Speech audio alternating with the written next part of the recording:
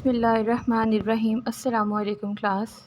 आज हम पढ़ेंगे unit number 4 functions and graph exercise 4.1 question number 7। The functions of f and g are defined such that f of x is equal to 4x plus 2 and g of x is equal to 6x minus 18। Students, question number 7 में दो functions given है f of x and g of x। हम question number 7 का second part करेंगे। आपसे कहा जा रहा है कि x की वैल्यू फाइंड करें जब f इनवर्स x इक्वल हो जाए g इनवर्स x के। तो स्टूडेंट, सबसे पहले हमारे पास जो फंक्शंस हैं इनके हम इन्वर्सेस फाइंड कर लेंगे। इन्वर्स फाइंड करना हमने कल लास्ट लेक्चर में सीखा था कि आपने सबसे पहले फंक्शन को लेट कर लेना है कि वो y के इक्वल है। सबसे पहले हम f का इन्वर्स फंक्शन निकालेंगे। f ऑफ x इक्वल है 4x प्लस 2 के। हमने लेट कर लिया कि ये y के इक्वल है, तो y is equal to f of x।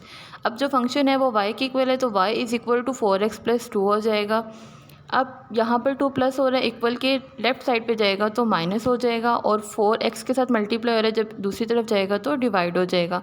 तो x is equal to y minus 2 over 4। अब हमें पता है कि y is equal to f of x है, लेकिन अगर हमने यहाँ से x को सेपरेट रखना हो तो f इनवर्स y हो जाएगा। तो x की वैल्यू को हम इक्वल कर देंगे f इनवर्स x की। तो f इनवर्स x इक्वल है x माइनस 2/4 के। सिमिलरली अब हम g ऑफ x का इन्वर्स फाइंड करेंगे। g ऑफ x इक्वल है 6x माइनस 18 के। लेट कर लेंगे कि ये y के इक्वल है, y is equal to g of x, then y is equal to 6x minus 18 आ जाएगा। सिमिलरली x को एक साइड पे रखना है, बाकी तमाम वैल्यूज़ को इक्वल की दूसरी तरफ ले जाएंगे। 18 यहाँ माइनस हो रहा है, जब इक्वल की दूसरी तरफ जाएगा तो प्लस हो जाएगा। 6 यहाँ पर मल्टीप्लाई हो रहा है, जब इक्वल की दूसरी तरफ जाएगा तो डिवाइड हो जाएगा। तो y plus 18 over 6 is equal to x। अब सिमिलरली हमने इन्वर्स फंक्शन फाइंड करना है, तो y इक्वल था g ऑफ x के। g इन्वर्स x इक्वल हो जाएगा x प्लस 18 ओवर 6 के। स्टूडेंट्स, f इनवर्स x भी फाइंड कर लिया और g इनवर्स x भी फाइंड कर लिया। अब क्वेश्चन में ये बात हमें बताई गई थी कि आपने f इनवर्स x को g इनवर्स x के इक्वल रख के x की वैल्यू फाइंड करनी है। तो f इनवर्स x का आंसर आया है x minus 2/4 and g inverse x का आंसर आया है x प्लस 18 ओवर 6। अब हम क्रॉस मल्टीप्लिकेशन करवाएंगे। 6 मल्टीप्लाई हो जाएगा x माइनस 2 से, और 4 मल्टीप्लाई हो जाएगा x प्लस 18 से। 6 into x 6x minus as it is 6 into 2 12 is equal to 4 into x 4x plus as it is 4 को 18 से मल्टीप्लाई करेंगे तो 72। अब हम x वाली वैल्यूज़ को एक तरफ रखेंगे और विदाउट x वैल्यूज़ को एक तरफ। 4x यहाँ प्लस हो रहा है राइट साइड पे, जब आप इसको लेफ़्ट साइड पे लेके जाएंगे तो ये माइनस हो जाएगा। सिमिलरली -12 लेफ़्ट साइड पे है, और जब आप इसको राइट साइड पे लेके जाएंगे तो ये प्लस हो जाएगा। 6x में से 4x माइनस करेंगे 2x, 72 में 12 प्लस किया तो 84। अब चूँकि x की वैल्यू चाहिए थी तो 2 इसके साथ मल्टीप्लाई है, जब दूसरी तरफ जाएगा तो डिवाइड हो जाएगा। x is equal to 84/2। इन दोनों की कटिंग करवाएंगे तो x का आंसर आ जाएगा 42।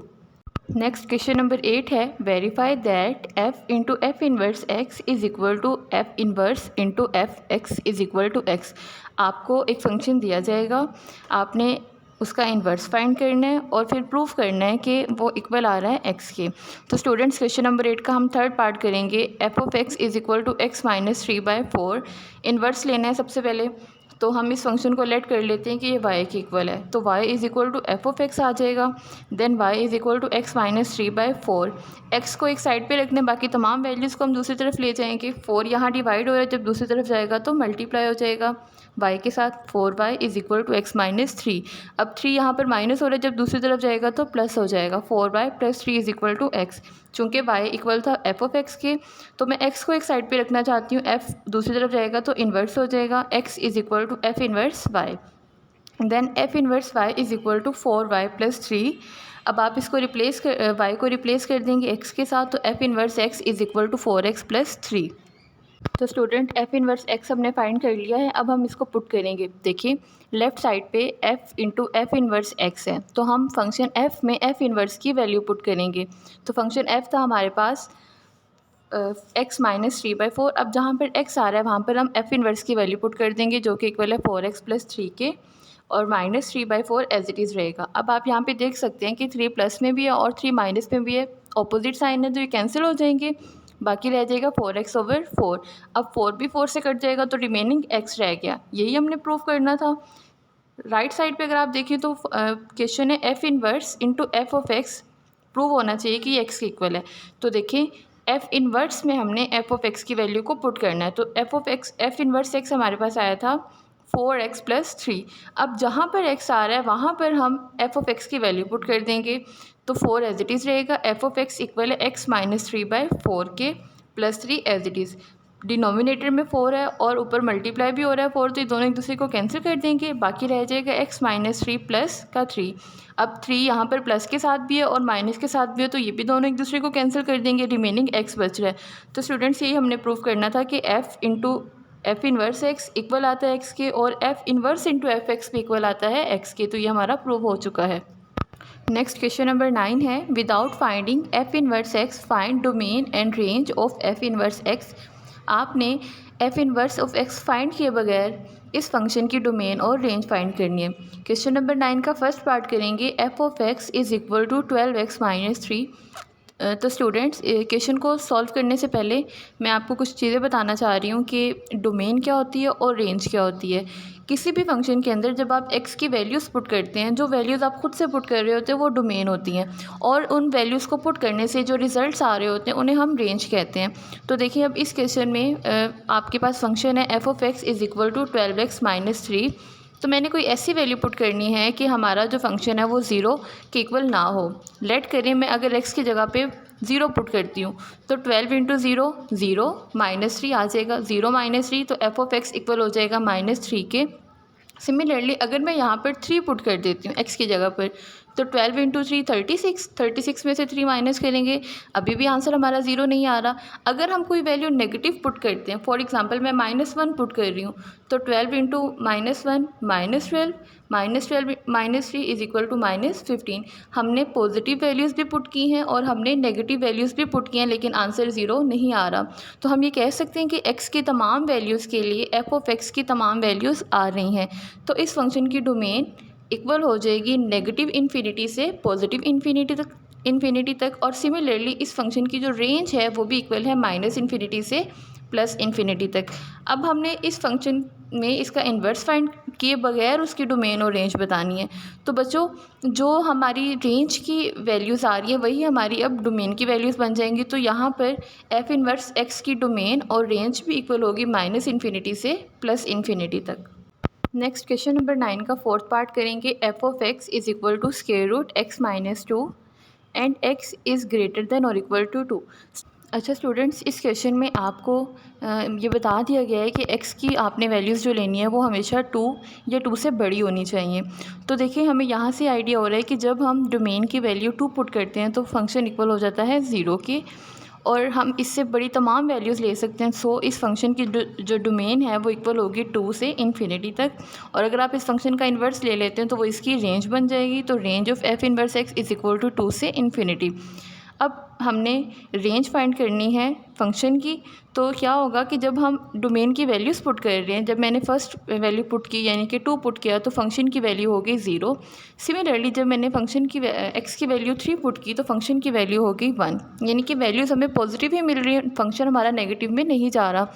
तो इस तरह से एफ़ की जो रेंज है वो इक्वल होगी 0 से इन्फिनिटी तक, और इसी को अगर आप इन्वर्स कर लें तो वो इसकी डोमेन बन जाएगी। तो domain of f inverse equal हो जाएगी 0 से इन्फिनिटी। अब जो इसमें ये स्क्वायर ब्रैकेट्स हैं, इसका मतलब ये है कि ये नंबर्स इंक्लूड होंगे, और जो राउंड ब्रैकेट्स हैं उनका मतलब है कि ये नंबर्स इंक्लूड नहीं होंगे। जैसे कि हमारे पास स्क्वायर ब्रैकेट आ रही है 2 और 0 के अराउंड, तो यहाँ पर 2 भी इंक्लूड होगा और 0 भी इंक्लूड होगा, लेकिन इन्फिनिटीज़ जो हैं वो इंक्लूड नहीं होंगी।